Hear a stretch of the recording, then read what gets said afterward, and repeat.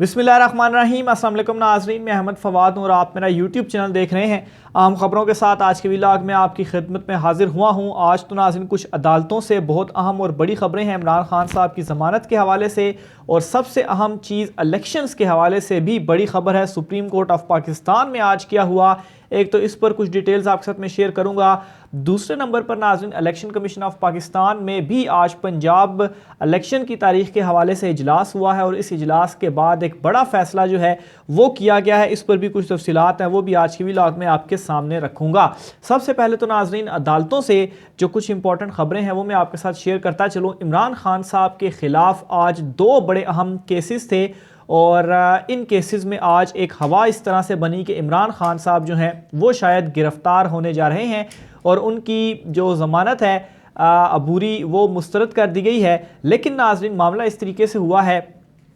कि banking court और ATC court यानी कि इंसदाद दहशतगर्दी की अदालत में दो केसेस जो थे वो इमरान खान साहब के ख़िलाफ़ थे। इसमें थोड़ा सा बैकग्राउंड अगर मैं आपको बताता चलूँ तो बैंकिंग कोर्ट में जो केस था वो जो ममनुआ फंडिंग वाला मामला था, वो मामला मुख्तलिफ़ अदालतों में गया। उसमें एक जो है वो बैंकिंग कोर्ट में भी वो वाला जो मामला था वो आया और इस मामले में इमरान खान साहब की अबूरी ज़मानत जो है वो बैंकिंग कोर्ट ने मंजूर की थी और जज रखशंदा शाहीन साहिबा जो हैं उन्होंने इस केस की आज समाअत की। और इसमें आज काफ़ी ऊपर नीचे भी चीज़ें होती रहीं कि पहले जज साहिबा की जानिब से मीडिया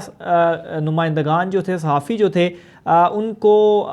कमरा अदालत से जाने का कहा, कवरेज जो है वो नहीं करने दी, लेकिन फिर बाद में जो है वो कवरेज की इजाज़त मिल गई। उसमें सहाफ़ियों की जानिब से कहा भी गया कि क्या ये जो है वो इन कैमरा या इसमें अलाउ नहीं है, क्योंकि हम तो सुप्रीम कोर्ट की भी जो हेयरिंग्स है वो भी सुनते हैं। तो बहरहाल उस वक्त तो नहीं सुनने दिया गया, लेकिन फिर उसके बाद में जो है वो इजाज़त मिल गई। एक तो ये मामला था इमरान खान साहब के अगेंस्ट। दूसरे नंबर पर इंसदाद दहशतगर्दी अदालत में जो है जो इलेक्शन कमीशन ऑफ पाकिस्तान के बाहर पाकिस्तान तहरीक इंसाफ के कारकुनों ने एहतजाज किया था,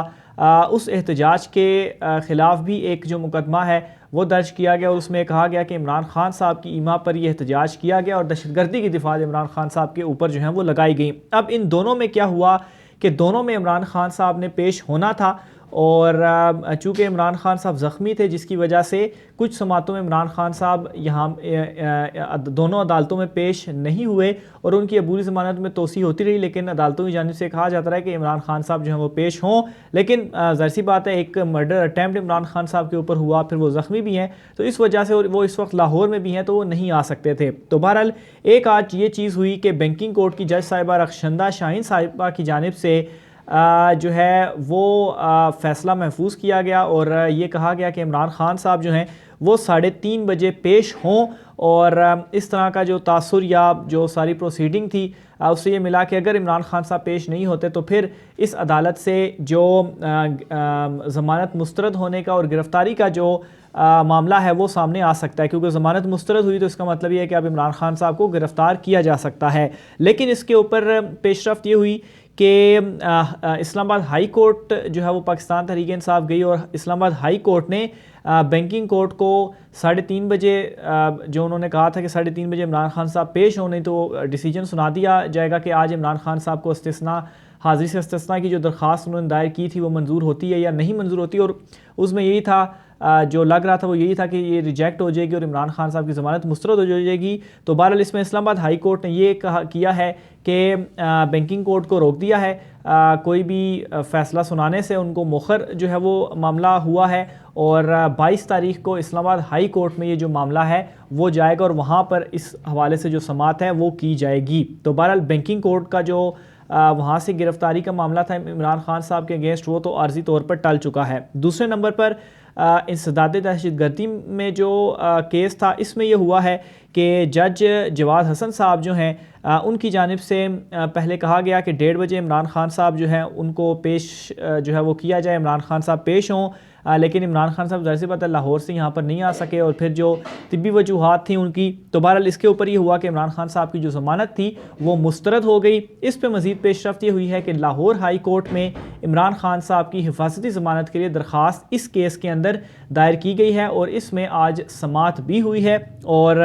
लाहौर हाई कोर्ट ने यह कहा है कि इमरान खान साहब आज रात 8 बजे तक यानी कि अभी 6 हो रहे हैं जब मैं वीलॉग रिकॉर्ड कर रहा हूँ, तो 8 बजे तक इमरान खान साहब पेश हो जाएं, तो फिर उसके बाद हो सकता है कि हिफाजती ज़मानत जो है जो कि मंजूर हो जाएगी, वहाँ से 2 हफ्ते की हिफाजती ज़मानत मिल जाएगी। तो इसमें यह होगा कि इस केस में भी इमरान खान साहब की गिरफ्तारी नहीं हो पाएगी और 2 हफ्ते के अंदर अंदर इमरान खान साहब यहाँ पर भी पेश हो जाते हैं और फिर 22 तारीख को इस्लामाबाद हाई कोर्ट और यहाँ पर भी पेश हो जाते हैं। तो फिर उनकी जो अबूरी ज़मानतें हैं वो मज़ीद उसमें जो तोसी है वो हो सकती है। तो बहरहाल बैंकिंग कोर्ट से जो आज गिरफ्तारी का था वो मामला ख़त्म हुआ आर्जी तौर पर 22 तारीख तक, और जो ATC कोर्ट वाला मामला है वहाँ से तो ज़मानत खारिज हो गई, यानी कि इसका मतलब है इस केस में गिरफ्तार किया जा सकता है। लेकिन लाहौर हाई कोर्ट में चूँकि दरख्वास्त चली गई और उन्होंने कहा है कि इमरान खान साहब पेश हों, और उसमें भी यही है कि इमरान खान साहब को 2 हफ्तों की जो हिफाजती ज़मानत है, 2 हफ्तों की नहीं भी तो अदालत ये करार दे देगी इतने दिनों में आप पेश हो जाएँ, तो इतने दिनों की आपकी जो हिफाजती ज़मानत है वो हम मंजूर कर लेते हैं। तो ये 2 अहम मामलात हैं इमरान खान साहब के अगेंस्ट जो कि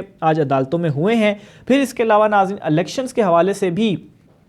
अहम खबर है, वो आपके साथ मैं शेयर करता चलूँ कि सुप्रीम कोर्ट ऑफ पाकिस्तान में बड़ा एक अहम केस था। जो मुनहरिफ अरकान थे पंजाब के D सीट होने के हवाले से उन्होंने दरख्वास्त जो है वो दायर की थी। तो बहरहाल एक तो इस दरख्वास्त का ये हुआ कि ये गैर मौसर होगी क्योंकि पंजाब असम्बली ही तहलील हो गई है, तो गैर मौसर होने की वजह से ये जो दरख्वास्त थी वो खारिज या आप कह लें कि निपटा दी गई है। चूँकि अब इसके ऊपर क्या समात हो सकती थी, तो लेकिन इसमें सबसे जो इम्पोर्टेंट चीज़ हुई है वो ये है कि इलेक्शन कमीशन को जो लाहौर हाई कोर्ट ने कहा था कि आप मुशावरत के बाद इलेक्शंस की तारीख का ऐलान करें, 90 दिन के अंदर आपने इलेक्शन करवाने हैं, तो इसका जो जिक्र है वो हुआ है। और सुप्रीम कोर्ट से भी चीफ जस्टिस साहब की जानिब से भी और जस्टिस आयशा मलिक साहिबा की जानिब से भी, जो कि ये बेंच समात कर रहा था, उनकी तरफ से भी कुछ जो रिमार्क्स हैं वो सामने आए हैं, वो भी मैं आपके सामने रखता हूँ। तो डिटेल्स के मुताबिक नाज़रीन सुप्रीम कोर्ट में तहरीक इंसाफ पंजाब के मुनहरिफ अरकान के D सीट से मुतल्लिक अपीलों पर समात हुई। अदालत ने मुनहरिफ अरकान की दरखास्तें जो हैं वो गैर मौसर होने पर खारिज कर दी।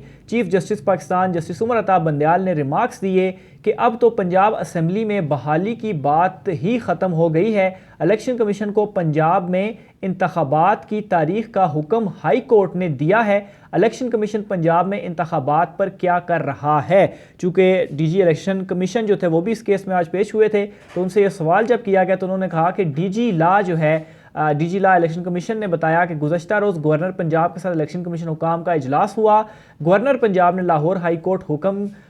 कोर्ट के हुक्म के खिलाफ कानूनी रास्ता इख्तियार करने का कहा है, जिस पर चीफ जस्टिस ने यह इस्तफसार किया कि कानूनी रास्ता गवर्नर ने लेना है या इलेक्शन कमीशन ने। तो DG लॉ ने जवाब में यह कहा कि इलेक्शन कमीशन के कानूनी रास्ता गवर्नर पंजाब ने ही लेना है, जिस पर चीफ जस्टिस उमर अता बंदयाल साहब ने यह करार दिया कि election commission Lahore high court के हुक्म पर अमल करे। और जस्टिस आयशा मलिक साहिबा जो कि इस बेंच का हिस्सा थी, उन्होंने इस्तफसार किया कि इलेक्शन कमीशन इंतखाबात के लिए मशवरे क्यों कर रहा है, कि आइन इलेक्शन कमीशन को इंतखाबात से पहले गवर्नर पंजाब से मुशावरत का पाबंद करता है। चीफ जस्टिस ने मजीद ये भी रिमार्क्स दिए कि लाहौर हाई कोर्ट ने इंतखाबात कराने का हुक्म दिया है, इस पर अमल करें। तो सुप्रीम कोर्ट ऑफ पाकिस्तान से भी आप इन रिमार्क्स को अहकामात समझें, रिटर्न तो नहीं, लेकिन यह है कि वर्बली जो है वो ये कह दिया गया है कि जो फैसला आ गया उसके ऊपर इम्प्लीमेंट करें और जो इलेक्शंस हैं वो करवाएं और इसके ऊपर अमल करें। अब इस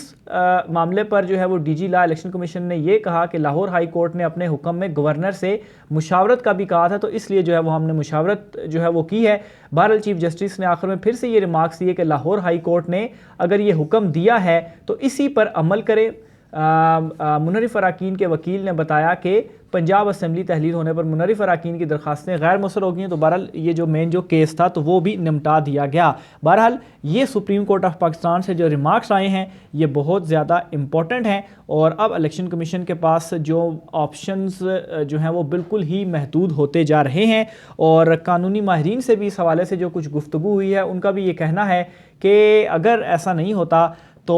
अगर तौहीन अदालत होती है